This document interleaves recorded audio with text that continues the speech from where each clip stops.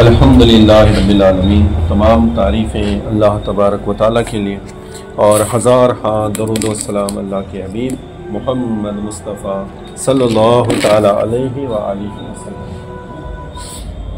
اس کے بعد ہم پیران پیر حضور غوث العظم رضی رضی اللہ تعالیٰ عنہ کی آیات مبارکہ سے کچھ باتیں سماعت فرما رہے تھے، تو آج ان کی کرامتوں میں سے چند کرامتیں سماعت فرماتے ہیں انشاءاللہ تبارک و تعالیٰ۔ یہ کتاب ہے سچی حکایتیں، اور اس کے اندر کی جو واقعات ہیں پیران پیر حضور غوث العظم رضی اللہ تعالیٰ عنہ کی نسبت سے آج سماعت فرمائیں۔ حضور غوث اعظم رضی اللہ تعالیٰ عنہ فرماتے ہیں کہ میں نے ایک دن ظہر سے کچھ پہلے جاگتے میں حضور صلی اللہ تعالیٰ علیہ وآلہ وسلم کی زیارت کی، تو حضور صلی اللہ تعالیٰ علیہ وآلہ وسلم نے مجھ سے فرمایا، بیٹا تم واعظ کیوں نہیں کہتے؟ میں نے عرض کیا، حضور میں بغداد میں بڑے بڑے فصحاء اور کے سامنے بول نہیں سکتا۔ تو حضور صلی اللہ تعالیٰ علیہ وآلہ وسلم نے فرمایا، اچھا اپنا منہ کھولو۔ چنانچہ میں نے اپنا منہ کھول دیا، تو حضور صلی اللہ تعالیٰ علیہ وآلہ وسلم نے میرے منہ میں اپنا لعاب دہن 7 مرتبہ ڈالا اور فرمایا، لو اب مجمع میں بلا خوف واعظ کہنا شروع کر دو۔ چنانچہ میں نماز ظہر کے بعد واعظ کہنے بیٹھ گیا، تو لوگ خود بخود ہی میرا واعظ سننے کے لیے بیٹھ گئے، یہاں تک کہ بہت بھیڑ ہو گئی۔ اس مجمع میں حضرت مولا علی رضی اللہ تعالیٰ عنہ بھی میرے سامنے تشریف فرما نظر آئے اور مجھ سے فرمانے لگے، بیٹا اب واعظ کیوں نہیں کہتے؟ میں نے عرض کیا، حضور صلی اللہ تعالیٰ علیہ وآلہ وسلم اتنے بڑے مجمع میں بولنے کی ہمت نہیں پڑتی۔ تو حضرت علی رضی اللہ تعالیٰ عنہ نے فرمایا، اچھا اپنا منہ کھولو۔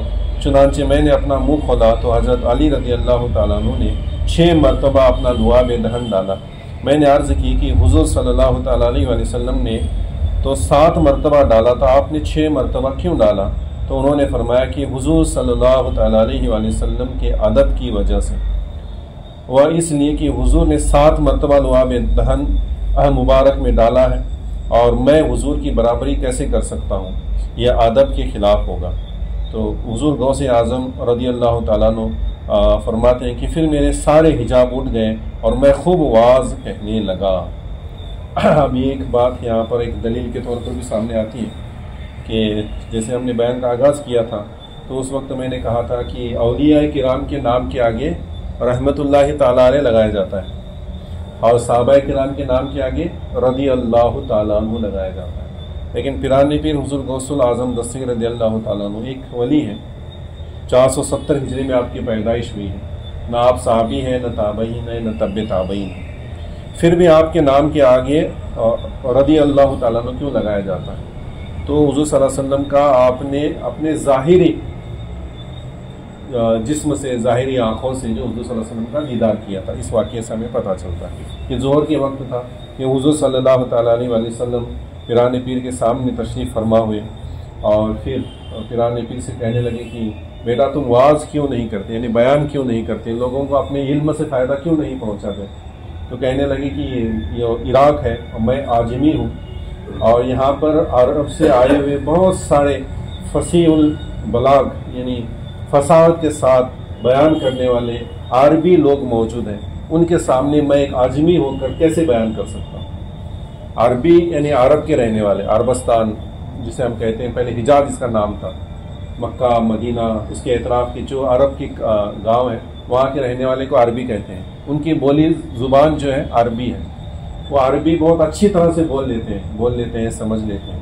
اور عرب کے علاوہ جو بھی کچھ ملک ہیں، ممالک ہیں، ہندوستان ہے، پاکستان ہے، اور عرب کے علاوہ جو بھی کچھ ہے انہیں عجمی کہا جاتا ہے۔ عجمی کا مطلب ہوتا ہے گنگا۔ یہ عربی لوگوں کو اپنی زبان پہ بہت ناز تھا، وہ کہتے تھے کہ ہم ہی بولنے والے ہیں، ہمارے پاس فصاحت بلاغت ہے، ہم شعر و شاعری بہت آسانی سے کر لیتے ہیں، بڑی بڑی شاعریاں انہیں یاد ہوتی تھیں۔ وہ کہتے تھے کہ ہم ہی بولنے والے ہیں اور باقی جو ہیں وہ سب گنگے ہیں، یعنی وہ ہماری طرح بول نہیں سکتے۔ تو عجمی کا معنی یہ ہے کہ عربی نہ جاننے والے کو عجمی کہا جاتا ہے۔ تو پیران پیر حضور غوث العظم رضی اللہ تعالیٰ عنہ ایران میں پیدا ہوئے تھے، جیلان آپ کا گاؤں تھا، وہاں سے آپ عراق میں آئے، تو آپ عجمی تھے، عربی نہیں تھے۔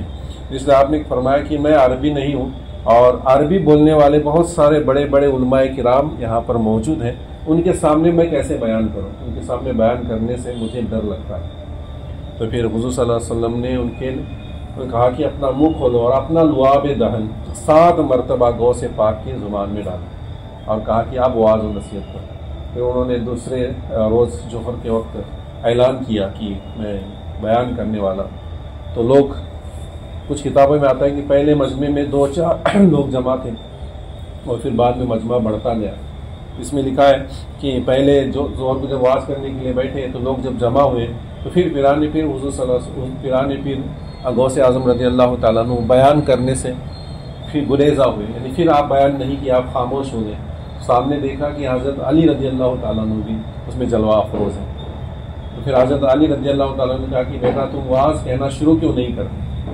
تو کہنے لگے کہ میں عاجمی ہوں اور عربی فصاحت و بلاغت کے ساتھ کہنا مجھے لگتا ہے کہ میں نہیں کہہ پاؤں گا۔ تو حضرت علی رضی اللہ تعالیٰ عنہ نے کہا کہ اپنا منہ کھولو، اور پھر حضرت علی نے 6 مرتبہ اپنا لعاب دہن غوث پاک کے منہ میں ڈالا۔ انہوں نے پوچھا کہ حضور نے تو 7 مرتبہ ڈالا تھا، آپ نے 6 مرتبہ کیوں؟ تو کہنے لگے کہ ادب کی وجہ سے، حضور کا مرتبہ رتبہ ان تک کوئی نہیں پہنچ سکتا، تو میں ادب کی وجہ سے 6 مرتبہ جب ڈالا گیا پھر کہا کہ آپ بیان کرو۔ تو پھر آپ کے بیان کا یہ عالم تھا کہ آپ نے جو بیان کہنا شروع کر دیا تو لوگوں کی تعداد بڑھتی چلی گئی۔ یہاں تک کتابوں میں لکھا ہے کہ ایک مجمع میں 10 ہزار لوگ ہوا کرتے ہیں، 10 ہزار لوگ آپ کے بیان کو سننے کے لیے آیا کرتے، اتنی تعداد بڑھتی چلی گئی۔ آج کے دور میں بھی 10 ہزار کو جمع کرنا بہت مشکل ہے، اور لاؤڈ اسپیکر اور باقی تمام چیزوں کا استعمال کر کے بھی ان لوگوں تک آواز پہنچائی جا سکتی ہے، لیکن اتنے لوگ جمع کرنا مشکل ہوتا ہے۔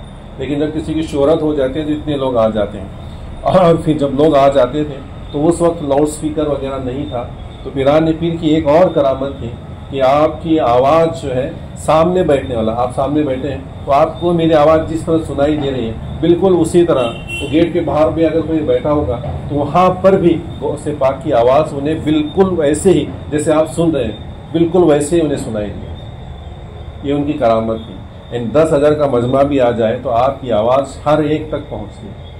یہ اللہ نے آپ کو خاصا عطا فرمایا تھا، یہ ایک کرامت ہے آپ کی۔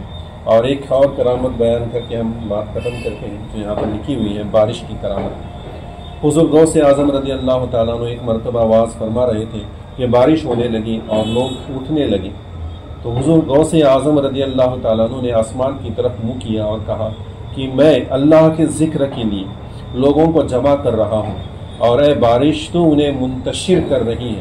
اتنا کہنا تھا کہ بارش فوراً تھم گئی اور جلسہ گاہ کے باہر بدستور جاری رہی، مگر جلسہ گاہ میں بارش بالکل بند ہو گئی۔ یہ بھی آپ کی کرامت ہے۔ بارش ہونے لگی، لوگ جانے لگے تو آپ نے بارش سے فرمایا کہ میں لوگوں کو اللہ کے ذکر کی طرف بلا رہا ہوں، جمع کر رہا ہوں، اور تو انہیں منتشر کر رہی ہے، یعنی بکھیر رہی ہے، بھیج رہی ہے۔ اتنا کہنا تھا کہ بارش رک گئی، جلسہ گاہ میں بارش رک گئی، اور جلسہ گاہ جہاں لوگ ختم ہوتے ہیں اس کے ارد گرد بارش ہونے لگی، اور جہاں لوگ تھے وہاں پر بارش بالکل بند ہو گئی۔ یہ آپ کی کرامت تھی۔ اسے بہت ساری کرامتیں ہیں غوث اعظم رضی اللہ تعالیٰ عنہ کی، تھوڑی کرامتیں، تھوڑی حیات مبارکہ کی باتیں ہم سنتے چلیں گے انشاءاللہ تبارک و تعالیٰ۔ اللہ کی بارگاہ میں دعا ہے کہ اللہ تبارک و تعالیٰ ہم سب کو اولیاء کرام سے سچی محبت کرنے کی توفیق عطا فرمائے، اور ان کے صدقہ طفیل اللہ ہم سب کی بخشش و مغفرت فرمائے، ہم سب کے روزی روزگار میں برکت عطا فرمائے۔ ان اللہ و ملائکتہ یصلون علی النبی یا ایھا الذین آمنوا صلوا علیہ وسلموا تسلیما۔ اللهم صل على سيدنا مولانا محمد وعلى آل سيدنا مولانا محمد وبارك وسلم صلوا عليه سبحان ربك رب العزة عما يصفون والسلام على المرسلين والحمد لله رب العالمين۔